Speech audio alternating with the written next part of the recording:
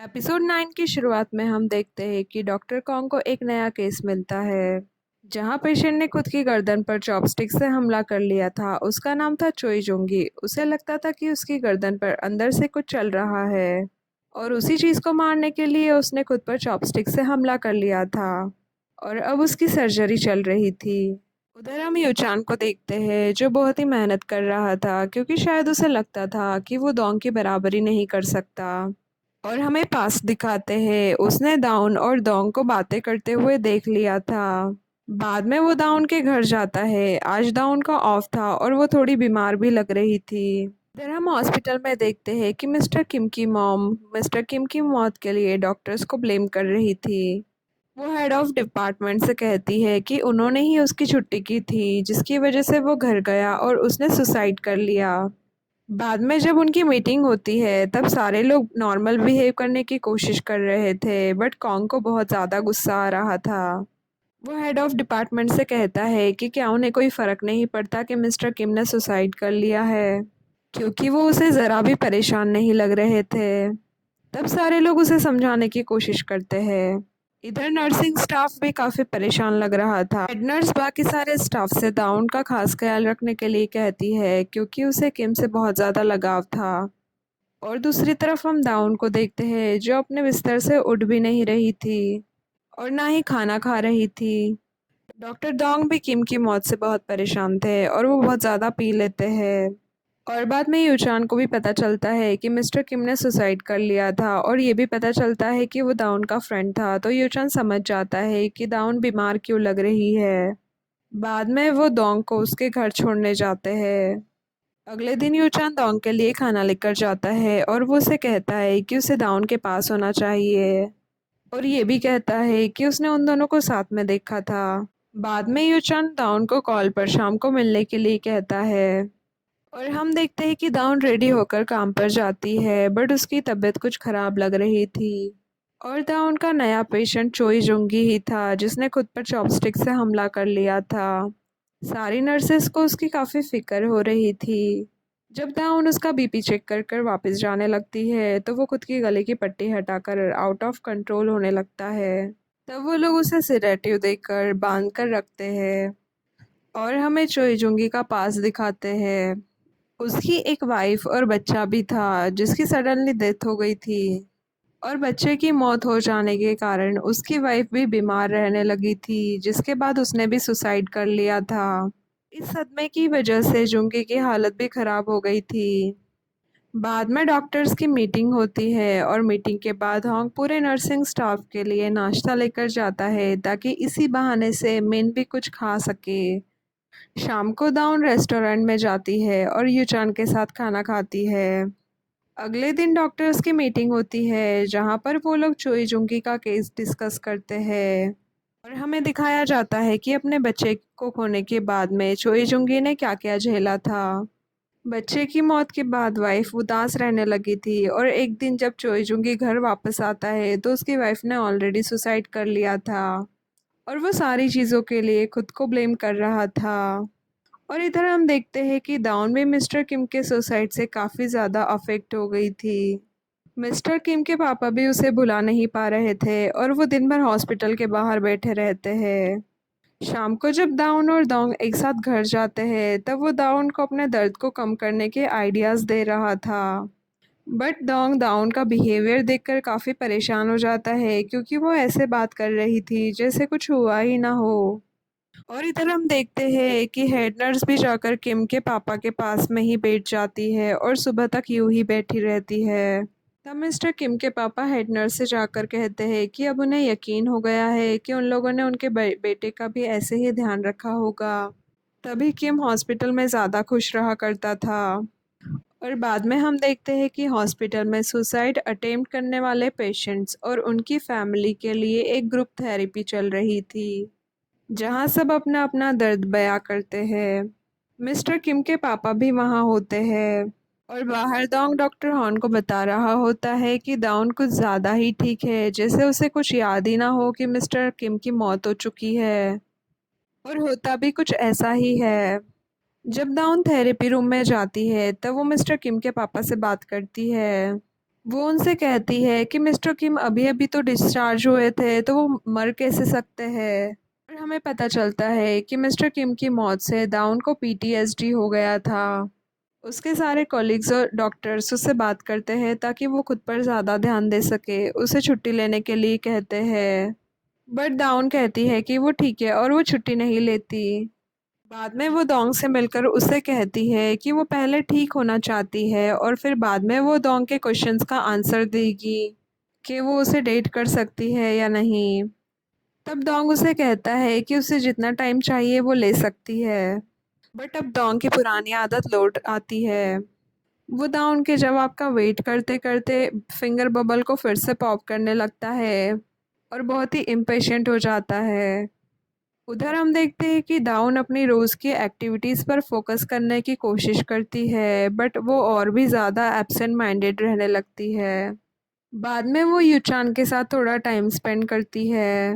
Hospital में दाउन को एक नई पेशेंट असाइंड होती है जो सबको जबरन ही क्रीम लगा रही थी और वो बहुत ही ज़्यादा हंगामा करती है। उसे पर्सनालिटी डिसऑर्डर से डायग्नोस किया गया था।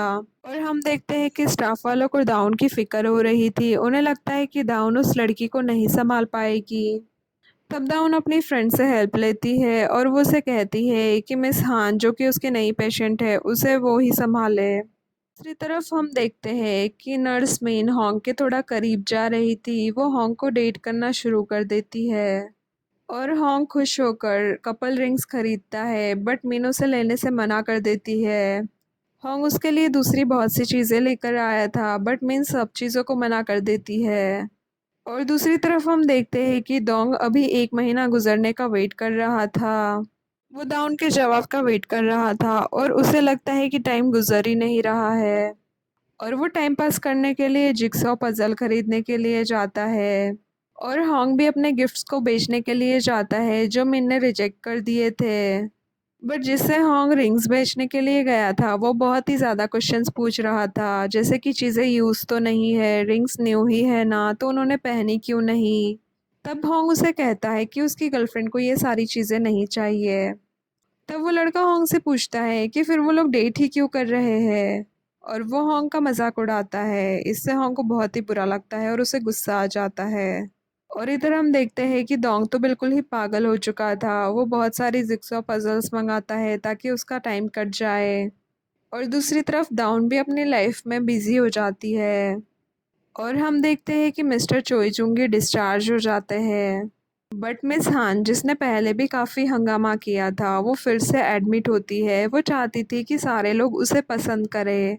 और इस बार दाउन उसकी नर्स है। दाउन उसे समझाती है कि दूसरों से प्यार करने की उम्मीद रखने से पहले उसे खुद से प्यार करना सीखना होगा और उसे खुद को तकलीफ़ नहीं देनी चाहिए। शाम को मेन होंग के साथ डेट पर जाती है, बट आज वो खुद होकर कपल टी शर्ट लाई थी और खाने में भी कपल्स कॉम्बो ही मंगाती है। और ये सारी चीज़ें देखकर होंग को ज़्यादा ही खुश हो जाता है। उधर दाउन भी अपना माइंड डाइवर्ट करने के लिए यूचान से मिलते हैं और वो दोनों काफ़ी मस्ती करते हैं और साथ में अच्छा टाइम स्पेंड करते हैं। वो गाने गाकर डांस कर रहे थे, बट बीच में ही दाउन रोने लगती है। वो जो इतने टाइम से खुद को संभालने की कोशिश कर रही थी और खुश दिखने की कोशिश कर रही थी वो पूरी तरह से टूट जाती है।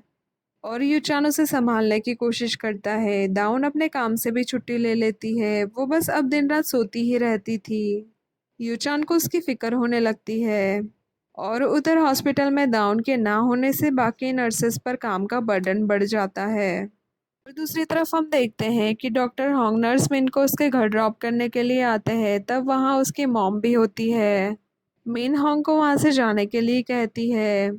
मिन की मॉम उसके साथ रहने आई थी। मिन उसे बहुत सुनाती है कि 15 साल की उम्र से उसने काम किया है और खुद से अपनी पढ़ाई पूरी करी है। और ऊपर से उसकी मॉम का लिया हुआ कर्जा भी उसे भरना पड़ रहा था। और अब तो उसकी मॉम उसके साथ रहने आ गई थी, इसलिए उसे बहुत ही गुस्सा आ रहा था। उधर हम देखते हैं कि दाउन की हालत बहुत ही ख़राब हो जाती है। वो कई कई दिनों तक लगातार सोती रहती थी और खाना भी नहीं खा रही थी। उसकी मॉम को उसकी फ़िक्र होने लगती है। वो यूचान से हेल्प मांगती है। यूचान उसे मनाने की कोशिश करता है, बट वो नहीं मानती। और यूचान पर गुस्सा करने लगती है। तब यूचान भी उस पर गुस्सा करके वहाँ से चला जाता है। और ये सारी चीज़ें दाउन को भी समझ में आ रही थी कि सारे लोग उसके लिए परेशान हैं, बट वो खुद को अकेलेपन के दलदल में गिरने से नहीं बचा पाती। उधर यूचान होंग से हेल्प मांगता है। वह दाउन के सब सिम्टम्स जानने के बाद यूचान से कहता है कि दाउन को डिप्रेशन है। और दाउन की हालत जानकर यूचान रोने लगता है। उतने में दोंग भी वहां पर आ जाता है क्योंकि अब 1 महीना कंप्लीट हो गया था। और दोंग दाउन से मिलने के लिए उसके घर चला जाता है। दाउन की मॉम उसे जबरन बाहर भेजती है। दोंग तो उसकी ऐसी हालत देखकर परेशान ही हो जाता है। वो फिर से दाउन को बताता है कि वो उसे कितना पसंद करता है। और वो दाउन को साइकेट्रिस्ट के पास जाने की सलाह देता है, बट दाउन की मॉम भी ये सारी बातें सुन लेती है और वो दोंग पर गुस्सा करती है और दाउन को वहाँ से ले जाने लगती है। जब वो लोग क्रॉसिंग पर होते हैं और दाउन की मॉम उसका हाथ छोड़ती है, तब दाउन रेड सिग्नल होने पर भी चलने लगती है। और वो चलते ट्रैफिक के बीच में आ जाती है। वो ट्रक के नीचे आने ही वाली थी, बट उसकी मॉम उतने में आकर उसे बचा लेती है। बाद में जब दाउन की आँख खुलती है तो वो खुद को साइकेट्रिक वार्ड में पाती है। वो हॉस्पिटल में एडमिट थी और वो खुद भी एक नर्स थी, तो हॉस्पिटल से बाहर कैसे आना है वो उसे बहुत अच्छी तरह से पता था। वो डॉक्टर्स के सामने वैसे ही बिहेव करती थी और वो अपनी दवाइयाँ भी नहीं खा रही थी। बाद में उसे 4 पेशेंट वाले रूम में शिफ्ट कर दिया जाता है। बाद में जब उसकी मॉम उसे मिलने के लिए आती है तब वो उन्हें कहती है कि वो बीमार नहीं है। उसकी मॉम उसे समझाने की कोशिश करती है कि उसका यहाँ एडमिट रहना ही सही है। और वो उसे ये भी बताती है कि उसने उसके हेड नर्स से बात करके उसकी छुट्टियाँ बढ़वा ली है। तब दाउन को और भी गुस्सा आता है क्योंकि अब तक उसने कलीग्स को नहीं बताया था कि वो कोई ट्रीटमेंट ले रही है। और हम देखते हैं कि यूचान भी वहाँ पर आया हुआ था, बट वो उससे बात नहीं कर पाता। इधर हम नर्स मीन की मॉम को देखते हैं जिसे और पैसों की ज़रूरत थी, तो वो उसके हॉस्पिटल आ जाती है होंग से पैसे मांगने के लिए। वो उसके सामने ऐसे बिहेव करती है जैसे उसे मिन की बहुत ही चिंता थी। वो होंग से पैसों की बात कर ही रही थी कि तभी मिन वहाँ पर आ जाती है और उसे वहाँ से ले जाती है। वो अपनी मॉम पर गुस्सा करती है और उसे बताती है कि वो उसे नफ़रत करती है। तब भी उसकी मॉम को कोई फ़र्क नहीं पड़ता, उन्हें तो बस पैसों की ही पड़ी थी। इधर दाउन का जहाँ पर ट्रीटमेंट चल रहा था, दोंग भी वहाँ पर ट्रीटमेंट के बहाने से आता है। बट वो बाद में डॉक्टर से दाउन के बारे में पूछता है। तब डॉक्टर उसे बताती है कि उसका ट्रीटमेंट तो चल रहा है, बट अभी भी वो बहुत तकलीफ़ में है। दोंग को दाउन से मिलना था, बट वो हॉस्पिटल पॉलिसीज़ की वजह से उसे नहीं मिल पाता। वो जब बाहर निकल रहा था तभी दाउन उसे देख लेती है। और बाद में वो जाकर डॉक्टर से बात करती है कि उसने ये बात छुपाई थी कि वो एक नर्स है और इसलिए उसे यहाँ से निकलना है क्योंकि वो बहुत ही जल्दी ठीक हो जाएगी। तब डॉक्टर उसे समझाने की कोशिश करती है कि मेडिकल फील्ड के लोगों को ये एक्सेप्ट करने में बहुत ज़्यादा वक्त लग जाता है कि वो मेंटली बीमार है। जब दाउन अपने रूम में वापस जाती है तब वो देखती है कि स्टाफ सबके बेड चेक कर रहे थे और दाउन को याद आता है कि उसने जो गोलियां नहीं ली थी वो उसने गद्दे के नीचे छुपाई थी। और उसे लगने लगता है कि वो पकड़ी जाएगी, बट गोलियां उसके रूम में एक दूसरी लड़की ने अपने पास छुपा ली थी और इसलिए दाउन बच जाती है। नर्सेस उस लड़की को डांटती है और बाद में वो लड़की दाउन से बात करने लगती है। वो दाउन से कहती है कि यहाँ पर चाहे कोई भी हो, सभी यहाँ पर पेशेंट्स ही है, चाहे वो कोई वकील हो या नर्स हो। और ये बात सुनकर दाउन को बहुत गुस्सा आ जाता है, वो आउट ऑफ कंट्रोल हो जाती है, इसलिए उसे फिर से उसी सेपरेट रूम में डाल दिया जाता है। उधर हम देखते हैं कि दाउन की मॉम डोंग से मिलकर उसे थैंक्स कहती है क्योंकि वो दाउन के साथ ऐसे वक्त में भी था।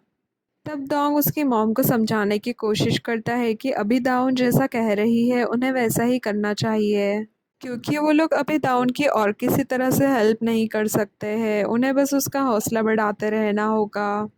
और उधर हम देखते हैं कि डॉक्टर के साथ अपने सेशन में दाउन डॉक्टर को बताती है कि उसने सुसाइड करने की कोशिश नहीं की थी, वो उस ट्रक के सामने बस 2-4 सेकंड्स ही रुकी थी। तब डॉक्टर उसे कहती है कि उसकी मॉम तो कुछ और ही स्टोरी बता रही थी और वो दाउन से वो एक्सीडेंट याद करने के लिए कहती है, बट दाउन को कुछ भी याद नहीं आता। और हमें पास्ट में दिखाया जाता है जब दाउन उस ट्रक से बचने के बाद गाड़ियों के सामने जाने की कोशिश करती है।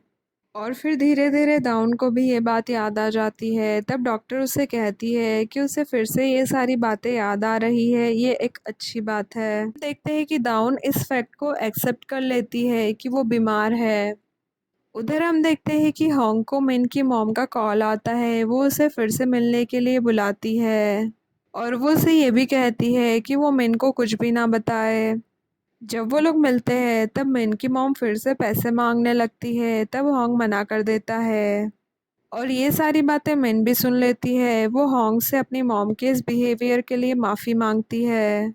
और वो उसे कहती है कि उन्हें ब्रेकअप कर लेना चाहिए क्योंकि उसकी मॉम कभी नहीं बदलने वाली।